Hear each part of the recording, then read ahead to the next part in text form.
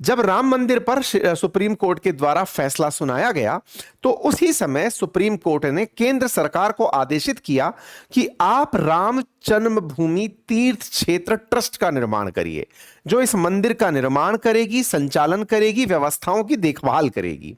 इस ट्रस्ट को केंद्र सरकार द्वारा फरवरी 2020 में ही बना दिया गया था। यही ट्रस्ट तब से लेकर मंदिर निर्माण से लेकर संचालन की व्यवस्थाएं संभाल रही है, जिसमें दान से प्राप्त राशि का भी देखभाल शामिल है। यानी कि ये जो सदस्यों की संख्या आप देख रहे हैं, इंदिर जब से निर्मित हुआ 2022 में लगभग 2.39 करोड़ लोग दर्शन करने के लिए पहुंचे। प्राण प्रतिष्ठा के बाद 2023 में 5.25 करोड़ लोग दर्शन के लिए पहुंचे। 2024 में लगभग 16.5 करोड़, 2025 में लगभग 30 करोड़ श्रद्धालु पहुंचे। 2026 की शुरुआत से लेकर अब तक 7 करोड़ दर्शनालु पहुंच चुके हैं। मंदिर में दर्शन के लिए पहुंच रही ये संख्या प्रतिदिन लगभग 1 करोड़ रुपए का चढ़ावा चढ़ाती है। इंडिया टुडे की एक खबर के अनुसार वित्त वर्ष 2024-25 में इस ट्रस्ट को 327 करोड़ रुपए मिले थे। यह चर्चा हो रही है 24-25 की।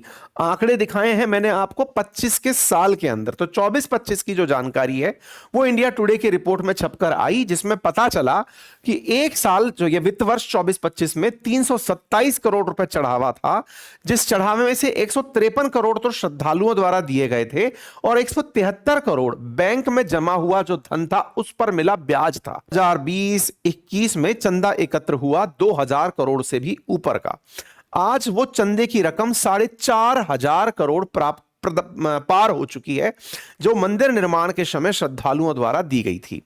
उनमें से 2,500 करोड़ रुपए की लागत से वर्तमान मंदिर का निर्माण हुआ, जो लगभग 70 एकड़ जमीन में विस्तृत है। 2,500 करोड़ की लागत से बने इस मंदिर के बाद बची हुई राशि बैंक में जमा है और उस पर मिलने वाला ब्याज 2024-25 का आंकड़ा मैंने आपके सामने रख दिया। तो ये असल में इस दान की रकम के लिए 50 कर्मचारी लगे रहते हैं, जो इस दान की रकम को गिनकर उसके बंडल बनाना और बैंक को सुपुर्द करके उसे बैंक में जमा कराने का काम करते हैं। शुरुआत होती है शुरुआती 24 कर्मचारी। ये जो 24 कर्मचारी हैं, इनका शुरुआती काम है नोट को गिनकर बंडल बनाना। यह सारा काम एक गोपनीय कक्ष के अंदर कैमरे की देखरेख में होता है। पूरी तरह से उस कैमरे के अंदर इन नोटों को गिना जाता है और उनके बंडल बनाए जाते हैं।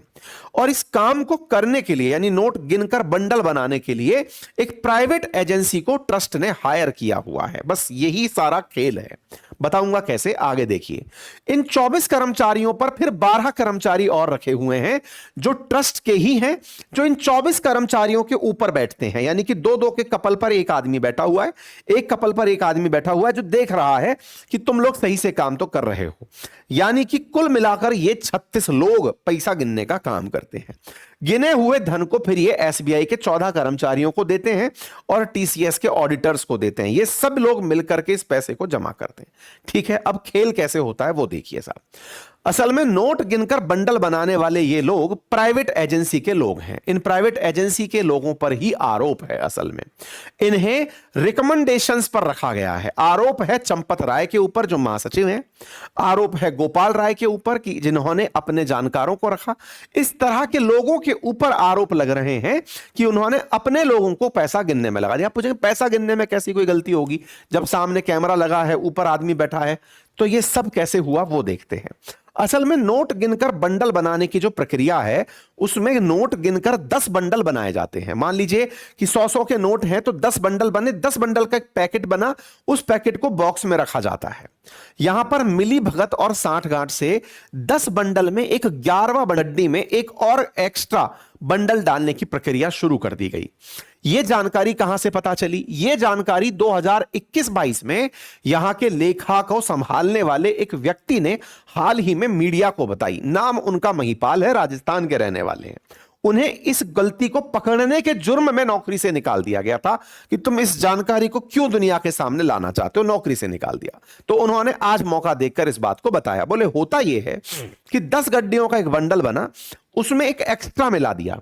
ये लोग उसे इग्नोर करते हैं कि ठीक है, अच्छा है। यहां से आगे बैंक कर्मचारियों को 10-10 के जो बंडल पकड़ाए गए कि ये लीजिए साहब 1 करोड़ रुपया लेकर जाइए। अब बैंक को 1 करोड़ रुपया दे दिया। ये जब लोग बैंक वालों को देते हैं, बैंक वाले बाहर जाकर के यहां से निकलकर आता है कि बंडल तो एक्स्ट्रा आ गए। एक्स्ट्रा जो पैसा है ये चूंकि सीसीटीवी के सामने नहीं है, ये वहीं से बाहर निकल जाता है। यानी कि एक मिली भगत निकल कर आई बंडल्स में एक्स्ट्रा बंडल मिलाने की और मिलाकर कर्मचारी जो बैंक वाले हैं उनके साथ मिलकर चले जाने की। पता कैसे चला, अब वहां भी चलते हैं साहब। हुआ यह कि इस मामले के अंदर कई ऐसे कर्मचारी जो नोट गिन रहे थे, उनमें एक अनुकल्प मिश्रा, लवकुश, राजेश पाठक, टिन्नू यादव, केडी तिवारी, मनीष यादव, करुण, ऋतिक, ये वो लोग हैं जो बीते 5 साल में मंदिर बनने के बाद से करोड़पति हो गए। कोई रिक्शा चलाता था, कोई ऑटो चलाता था, मोटरसाइकिल से घूमता था, अब ये लोग फॉर्च्यूनर में घूमते हैं, बढ़िया बंगले में रहते हैं और बढ़िया इन्वेस्टमेंट करके हॉस्टल और होटल चलाते हैं। इन लोगों के पास अचानक परिवर्तन आने पर 14,000 की तनख्वाह पाने वाले अन्य कर्मचारियों में एक भाव पैदा हुआ। उन्होंने इसकी शिकायत करी। इंटरनल जब ट्रस्ट में शिकायत करी तो दबा दिया गया कि अरे छोड़िए, ये सब बातें नहीं है। ये इसलिए था क्योंकि ट्रस्ट के ही भीतर के कुछ लोग मिले हुए थे, क्योंकि उन तक भी कृपा पहुंच रही थी। ये बात धीरे धीरे इन्हीं लोगों के द्वारा बाहर सार्वजनिक कर दी गई, जो अंदर नोट गिनने का काम कर रहे थे लेकिन समझ नहीं पा रहे थे कि पड़ोसी इतने पैसे वाले कैसे हो रहे हैं। उन्होंने ये बात हल्के से सार्वजनिक करना शुरू किया।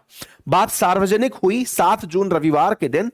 सपा के एक नेता हैं पवन पांडे, उन्होंने इस बात को पब्लिक कर दिया। उन तक इस तरह नोट गिनने वालों ने बात पहुंचा दी।